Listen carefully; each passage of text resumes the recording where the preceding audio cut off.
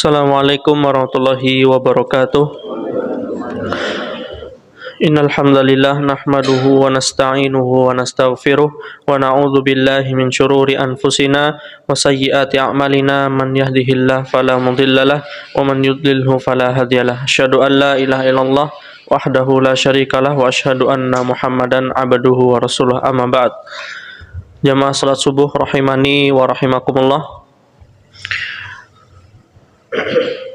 Di sini saya akan membawakan hadis dari Abu Hurairah radhiyallahu anhu, bahwasanya Rasulullah sallallahu alaihi wasallam bersabda yang berbunyi, kullu sulama minan nasi alaihi shadaqatun kullu yaumin tatlu'u fihi syamsu.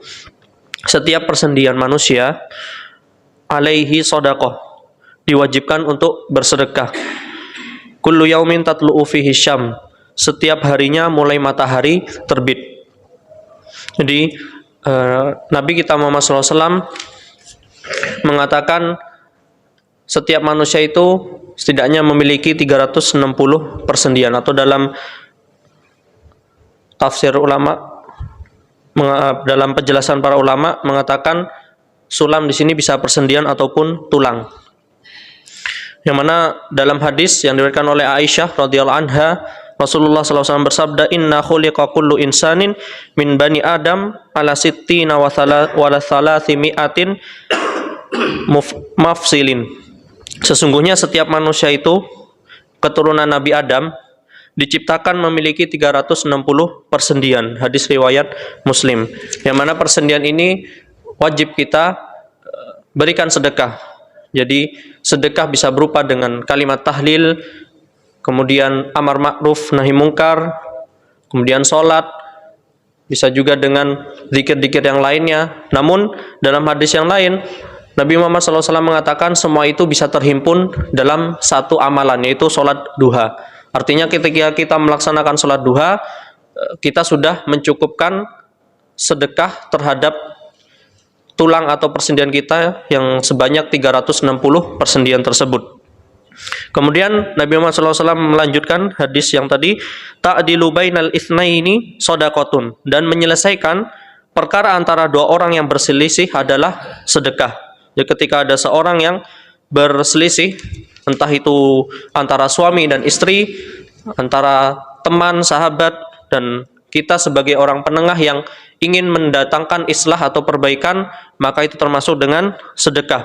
Sebagaimana Allah Subhanahu wa taala berfirman dalam surat An-Nisa, wa in imra'atun khafat min ba'liha nusyuzan aw i'radan fala junaha 'alaihima ay yusliha bainahuma sulha was-sulhu khair wa uhdiratis anfusus suh.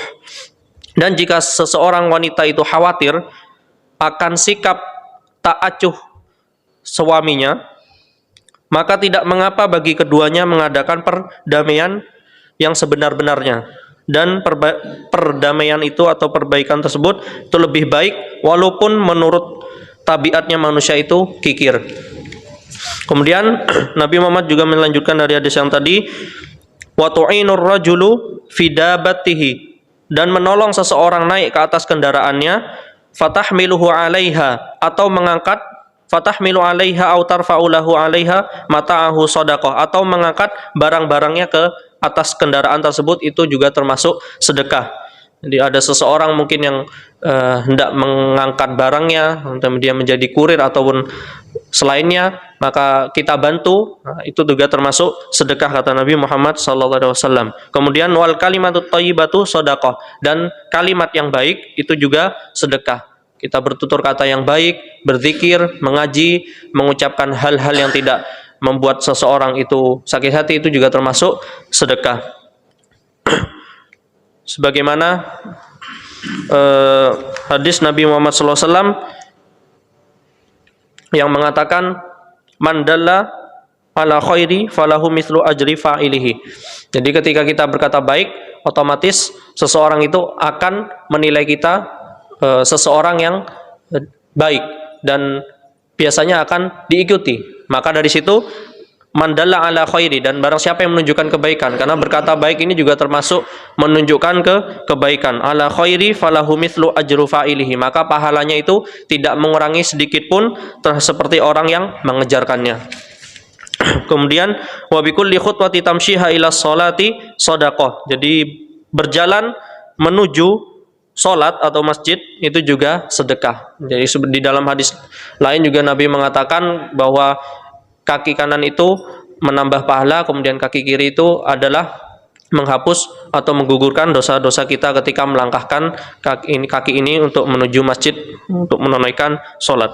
Kemudian watumitul adza anit tariqi shadaqah, dan menyingkirkan gangguan dari jalan, entah berupa itu duri ataupun paku dan lain sebagainya, itu juga termasuk sedekah, karena iman itu ada 70 atau 63 lebih cabang, dan cabang yang paling tinggi adalah kalimat la ilaha illallah.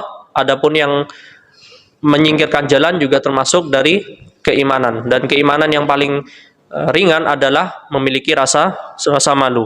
Ini adalah nasihat dari Nabi kita Muhammad SAW tentang perbuatan-perbuatan yang semuanya dianggap dengan sedekah, karena sedekah tidak semuanya berupa dengan harta, ada juga yang berupa dengan perbuatan baik, tutur kata. Ketika memiliki harta mungkin bisa seseorang itu bersedekah dengan hartanya, karena yang Allah berikan kelebihan pada dia. Jika tidak memiliki, maka bisa mengambil opsi lain, yaitu dengan berzikir, membantu seseorang, melangkahkan kaki kita menuju masjid untuk menunaikan sholat, kemudian membantu orang dan lain sebagainya. Aku qulu qouli hadza wastaghfirullah li wa lakum wa lisairil muslimin fastaghfiruhu innahu huwal ghafurur rahim.